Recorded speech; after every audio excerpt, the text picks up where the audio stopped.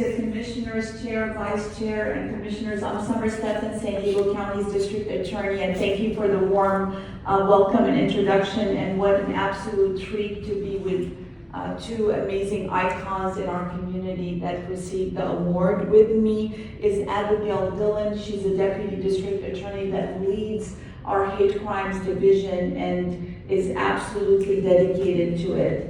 We have a lot to share with you in a very small amount of time, so we're gonna get to it. So hate crimes, that's a word that you hear a lot, but it's important to define it because it thrives in a lack of knowledge. And the more that our community knows about hate crimes and can define it for themselves, the more that we can do to take action against it. Why do we care about hate crimes at the District Attorney's Office? As it goes without saying, the DA's office is your people's prosecutor. We handle all felony crimes and all around the county, and we handle all misdemeanor crimes except in the city of San Diego. So if we have a misdemeanor hate crime, we work with your city attorney to work together on that case. But most hate crimes are felony crimes because of the way the law defines them. We are the second office in the nation to have a specialized hate crimes division. And we know that it's a very important thing to have, because if you don't have the expertise to put behind it, you are not able to identify cases and give them the seriousness with which they deserve, and maybe even more importantly, to walk along victims of crime who are devastated by hate crimes and make sure that they can feel supported in the system. The way hate crimes work is that essentially, for the first ride, Dr. Brown, thank you so much, great to see you, it's a simple definition. It is that a crime has to be committed, and that crime targets a certain victim because of a bias, a motivation, a bias against that victim's identity of some sort. And we'll talk about what that means.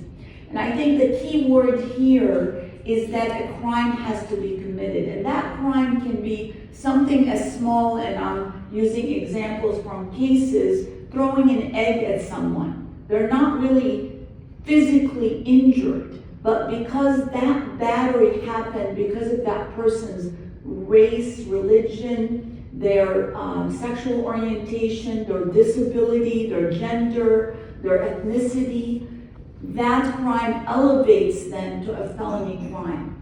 Next slide, please. So why is that? It's because when a hate crime is committed, it sends a ripple effect in the community. So everyone who shares the identity of the victim feels harmed, feels unsafe. This is why we put so much effort into it, is because of that ripple effect and that impact on the person's dignity, their feeling of safety. So if a crime is committed because of a bias, in whole or in part, this is key because lots of the culprits, they say, well, it wasn't because of this, it was because the person, we had a dispute or something like that. It doesn't matter to us that it's the entire reason why you committed the crime, but if a substantial part of the reason is because of a bias towards that person's race, ethnicity, nationality, religion, sexual orientation, gender, disability, or because they associate or are allies of any of those groups, that makes them a protected class as a hate crime. Next slide, please. This definition allows us, like I said, to elevate misdemeanors to felonies because of the harm that it causes. And it also allows us, if it is a felony already, to add an enhancement of 1, 2, or 3 years. And third, it allows us, in a case of murder, to add a special circumstance if it's committed as a hate crime. You all remember the horrific case of the Poway synagogue shooting. That was a murder, but the special circumstance was that it was committed because of a religious anti-Semitism bias that elevated it to a special circumstance murder. Next slide, please. So here's where the confusion sometimes lies for the community, and even lawyers can't figure it out, is, what is it when there's speech that's hateful? Where does that sit? And our nation has the First Amendment right to speech, even hateful speech, unfortunately. And fortunately, it's just the way we're set up. And that's where the issues lie, and what we need your commission to always be able to explain to the public, that speech has limits. If the speech brings about an imminent threat of harm, an imminent threat that someone's going to be harmed, that takes it out of protected First Amendment speech. So if the person has the ability to carry out that threat, if the person leaves the victim in a sustained fear because of that threat, you're not always protected just because it's speech. There is speech that becomes criminal because it is speech that threatens harm, physical harm. Where that line is hard, because unfortunately people almost get lessons on how to use speech that terrifies our community, but is not enough to cause it to become criminal. And that line right there is the issue. This is why, next slide, is that we call that a hate incident, and we don't want to ignore it. So we don't expect a common community member to know all these nuances. We wanted to create a way where they can still have an avenue to report. They're not calling 911, they're not calling the police because they know it's probably protected speech, but they also feel this threat that what if this thing escalates?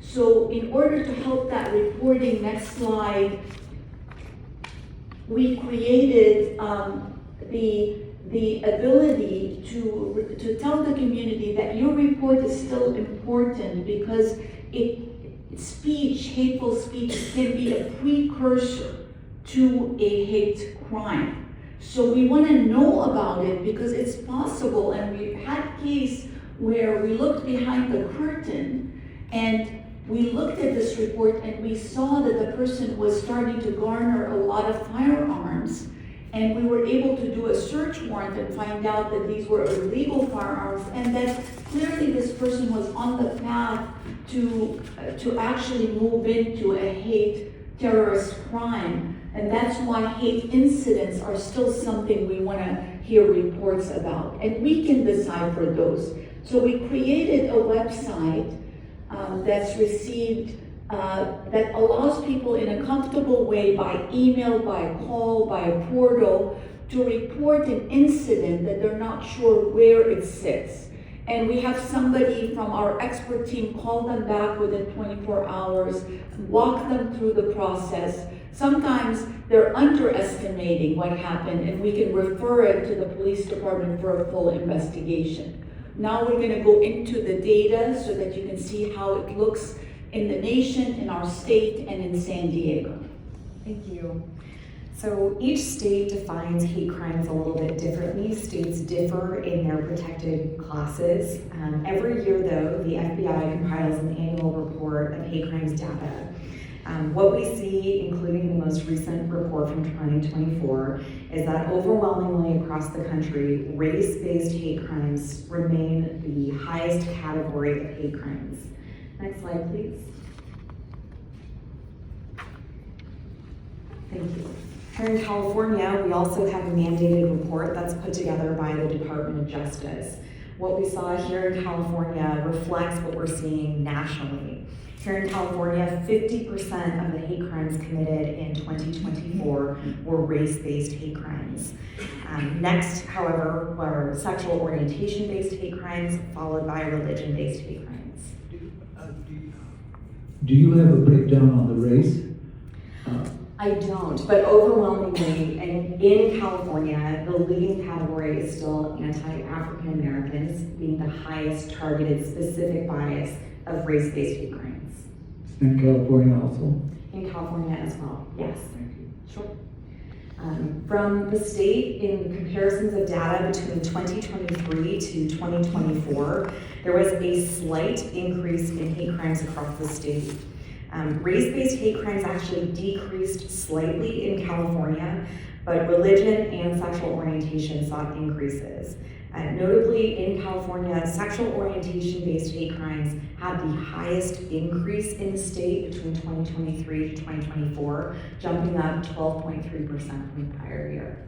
Next slide, please. Here in San Diego, under Summer Stephan's leadership, we really prioritized the prosecution of hate crime cases. We reached a high of 30 cases filed in the years 2018, 2019, 2021, and 2023. That's nearly tripling the number of hate crime prosecutions under Summer Stephan's leadership. Next slide, please. In terms of our local data, what we see here is similar. Thank you. What we see here locally is similar to what we see reflected in state and across the nation, namely that race-based hate crimes remain the highest category. Next slide, please. When comparing local data between 2022 to 2023, we saw an increase of cases from 21 to 30. Race-based hate crimes increased 16 to 20, religion 2 to 3, and sexual orientation-based hate crimes 2 to 5. Next slide, please.